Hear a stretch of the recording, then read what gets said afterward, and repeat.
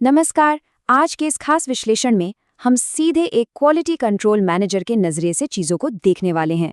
आज हम आधुनिक बादाम प्रोसेसिंग की उस दुनिया में चलेंगे जहां हर एक चीज को विज्ञान और सख्त नियमों की कसौटी पर परखा जाता है। तो चलिए बिना किसी देरी के शुरू करते हैं। सोशल मीडिया पर आजकल एक अलग ही खौफ का माहौल है। सुना ही होगा कि बाजार में नकली बादाम आ गए हैं जिनमें हड्डी का पाउडर मिला होता है या फिर उन्हें सांचों में ढालकर बनाया जाता है। लेकिन क्या सच में ऐसा है? क्या नकली बादाम जैसी कोई चीज असलियत में एग्जिस्ट करती है? खैर, हमारे आज के इस क्वालिटी ऑडिट का मुख्य मुद्दा यही है। सच्चाई की तह तक जाने के लिए हम इन 5 अहम पहलुओं पर गौर करेंगे। पहला, नकली बादाम का भ्रम। दूसरा, फैक्ट्री की साफ सफाई के सख्त नियम। तीसरा, अशुद्धियों को हटाने की अचूक तकनीक। चौथा, लैब टेस्टिंग। और आखिर में ग्लोबल सर्टिफिकेशन और पैकिंग। तो सबसे पहले बात करते हैं नकली बादाम के इस बड़े भ्रम की।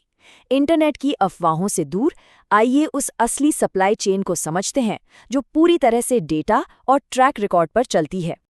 देखिए, एक तरफ सोशल मीडिया की बेसिर पैर की बातें हैं, हड्डी का पाउडर, नकली साँचे। मतलब जरा सोचिए, करोड़ों बादामों को एक एक करके साँचे में ढालना कितना नामुमकिन सा काम है। और दूसरी तरफ है हमारी मॉडर्न फूड इंडस्ट्री की ज़मीनी हकीकत। खेतों से लेकर फैक्ट्री तक हर एक बैच का पूरा डिजिटल रिकॉर्ड रखा जाता है। एफएसएसआई जैसी संस्थाएं और कड़े क्वालिटी कंट्रोल नियम ये पक्का करते हैं कि हर दाना पूरी तरह सुरक्षित हो। अब बढ़ते हैं हमारे दूसरे पॉइंट की तरफ, फैक्ट्री की साफ सफाई के बेहद सख्त नियम। फैक्ट्री के अंदर किसी भी तरह की बाहरी गंदगी का जाना लगभग नामुमकिन होता है। किसी हाई सिक्योरिटी किले की तरह यहाँ भी प्रोडक्शन फ्लोर तक पहुँचने से पहले हर कर्मचारी को एक खास हाइजीन लॉबी से गुजरना पड़ता है। शुरुआत होती है ऑटोमेटिक शू क्लीनिंग और सैनिटाइजेशन से। फिर पूरे 20 सेकंड तक साबुन से हाथ धोना एकदम ज़रूरी है। इसके बाद पूरा पीपीई किट यानी हेयरनेट, मास्क, दस्ताने और एप्रन पहनना होता है। और मज़े की बात तो ये है कि जब तक ये सारे स्टेप्स पूरे नहीं होते, आरएफआईडी सिस्टम का दरवाज़ा खुलता ही नहीं है। इस पूरी किलेबंदी के पीछे एक ही सिद्धांत काम करता है, ज़ीरो डिफेक्ट मेंटालिटी। यानी काम करने का एक ऐसा तरीका जिसमें किसी भी तरह की मिलावट, गलती या बाहरी चीज़ के लिए कोई जगह नहीं है। फूड सेफ्टी यहाँ सबसे ऊपर है और किसी भी तरह के समझौते का तो सवाल ही नहीं उठता। चलिए अब तीसरे हिस्से पर आते हैं, सटीक कचरा निवारण प्रक्रिया। आइए देखते हैं कि कैसे हाईटेक मशीनें छटाई का काम चुटकियों में कर देती हैं। कच्चे बादाम से गंदगी अलग करना एक बहुत ही तेज और कई स्टेप्स वाली प्रोसेस है। जरा इस टाइमलाइन पर गौर करें। कुछ ही मिली सेकेंड्स में तेज वाइब्रेटिंग स्क्रीन्स मिट्टी और पत्तों को अलग कर देती हैं। फिर कुछ सेकंड्स के अंदर ग्रेविटी डीस्टोनर भारी पत्थरों और धातु के टुकड़ों को खींच लेते हैं। और कुछ ही मिनटों में साइक्लोन सेपरेटर तेज हवा के जरिए बची खुची धूल को भी साफ कर देता है। सच में ये इंजीनियरिंग का एक शानदार नमूना है। सफाई के बाद बारी आती है रोस्टिंग यानी भुनने की। इसके लिए 140 से 160 डिग्री सेल्सियस का तापमान एकदम सटीक रखा जाता है। क्यों? क्योंकि ये तापमान ना सिर्फ बादाम को वो बढ़िया सुनहरा रंग और क्रंच देता है, बल्कि सतह पर छिपे किसी भी बैक्टीरिया या पैथोजन को पूरी तरह खत्म भी कर देता है। जो चीज़ें इंसानी आंखें नहीं पकड़ सकती, उन्हें ये मशीनें आसानी से डिटेक्ट कर लेती हैं। यहाँ सुरक्षा की कई लेयर्स एक साथ काम करती हैं। ऑप्टिकल कलर स्कैनर तुरंत जले हुए दानों को बाहर कर देते हैं। इनलाइन मेटल डिटेक्टर और एक्सरे सिस्टम इस बात की गारंटी देते हैं कि कांच या हड्डी का एक छोटा सा टुकड़ा भी आगे न जा पाए। साथ ही वजन मापने के लिए ऑटोमेटिक सिस्टम भी होते हैं। ये सारी तकनीकें हड्डी के पाउडर जैसी अफवाहों को पूरी तरह से खारिज कर देती हैं। अब आते हैं हमारे चौथे भाग पर, लैब टेस्टिंग और माइक्रोबायोलॉजी। मशीनों के शोर से दूर अब हम उस शांत लैब में चलेंगे जहां असली विज्ञान काम करता है। किसी भी बैच को हरी झंडी मिलने से पहले उसका इस लैब से पास होना जरूरी है। यहाँ साल्मोनेला और ई कोलाई जैसे खतरनाक पैथोजेंस के लिए बेहद कड़ी टेस्टिंग होती है। इनक्यूबेटर के जरिए बैक्टीरिया की कुल कॉलोनी की गिनती की जाती है।